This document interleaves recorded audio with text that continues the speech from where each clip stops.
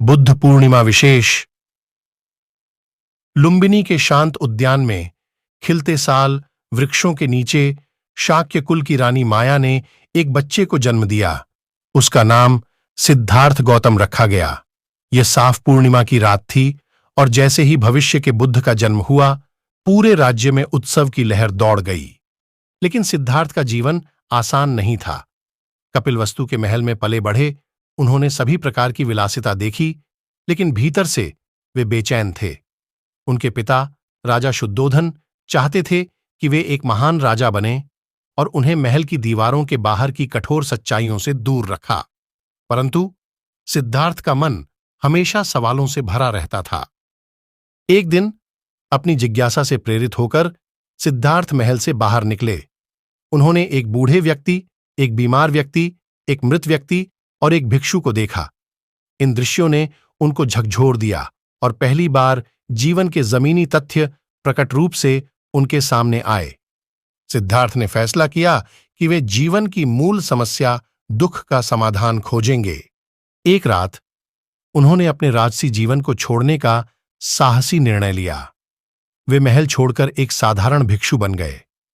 उनके परिवार और समाज ने उनके निर्णय को पागलपन समझा, लेकिन सिद्धार्थ अपने लक्ष्य के प्रति अडिग रहे। सिद्धार्थ ने सबसे ज्ञानी शिक्षकों से शिक्षा प्राप्त की, लेकिन संतोष नहीं मिला। उन्होंने अत्यंत तपस्या का अभ्यास किया, लेकिन यह भी असफल रहा। अंत में उन्होंने एक मध्यम मार्ग चुना। उन्होंने एक गांव की लड़की सुजाता से एक साधारण भोजन स्वीकार किया और बोध गया शहर में एक बोधि वृक्ष के नीचे बैठे। उन्होंने यह संकल्प लिया कि जब तक वे सच्चाई की खोज नहीं कर लेंगे, तब तक वे नहीं उठेंगे। गहरे ध्यान में सिद्धार्थ ने भीतरी और बाहरी दुनिया का अवलोकन किया। उन्होंने जीवन की कार्य कारण श्रृंखलाओं का निरीक्षण किया। कथा कहती है कि यहीं उन्होंने 4 आर्य सत्य को समझा। दुख का अस्तित्व, दुख का कारण, दुख का अंत, दुख के अंत का मार्ग, जिसे आगे चलकर बुद्ध का अष्टांगिक मार्ग कहा गया। सिद्धार्थ अब बुद्ध हो गए। उन्होंने आत्मज्ञान को दूसरों के साथ साझा करने का निर्णय लिया, लेकिन यह आसान नहीं था। उन्हें ब्राह्मणों और अन्य धार्मिक नेताओं से विरोध का सामना करना पड़ा। उन्होंने कर्मकांड, जातिवाद, रूढ़िवादिता, सृष्टि के रचयिता, ईश्वर, वर्णाश्रम व्यवस्था व पशुबलि का पुरजोर विरोध किया और व्यक्तिगत पौरुष और आंतरिक शांति पर जोर दिया। उनकी देशना ने कई प्रभावशाली धार्मिक और सामाजिक समूहों की नींव हिला दी। एक समय पर उन्हें अपने शिष्यों से विरोध मिला। उनके अपने चचेरे भाई देवदत्त ने बुद्ध के खिलाफ षड्यंत्र रचा और उन्हें मारने की कोशिश की, लेकिन असफल रहा। बुद्ध ने धैर्य और करुणा के साथ इन संघर्षों का सामना किया और अपने मार्ग पर अडिग रहे। बुद्ध की शिक्षाएं धीरे धीरे फैलने लगीं। समाज के सभी वर्गों के लोग, जिनमें राजा, व्यापारी और पूर्व अपराधी भी शामिल थे, उनके अनुयायी बन गए। उनके अनुयायियों के समुदाय संघ नाम से प्रसिद्ध हो गया।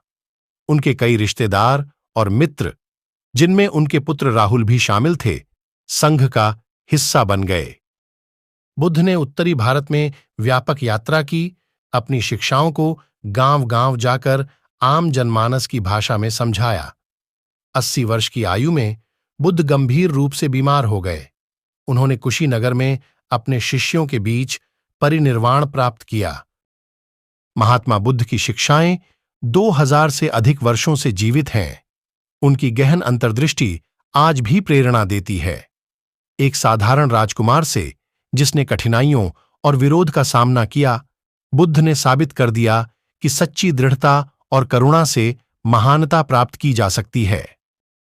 आचार्य जी कहते हैं, बुद्ध मेरी दृष्टि में सबसे महत्वपूर्ण वेदांती है।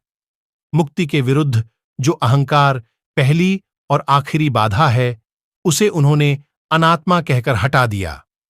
कहना गलत नहीं होगा कि महात्मा बुद्ध ने अध्यात्म का अंधविश्वास और रूढ़िवादिता से मुक्त शुद्धतम रूप आम आदमी तक पहुंचाया।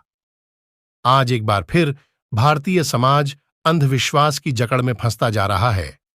असली धार्मिकता और वैज्ञानिक दृष्टिकोण को हर घर तक पहुंचाना इस युग की सबसे बड़ी मांग है, और आचार्य प्रशांत दशकों इसी भगीरथ संकल्प के साथ अनवरत संघर्ष कर रहे हैं। पर यह काम आसान नहीं है, इसके लिए बड़े संसाधनों की आवश्यकता है। आपका सहयोग अपेक्षित है।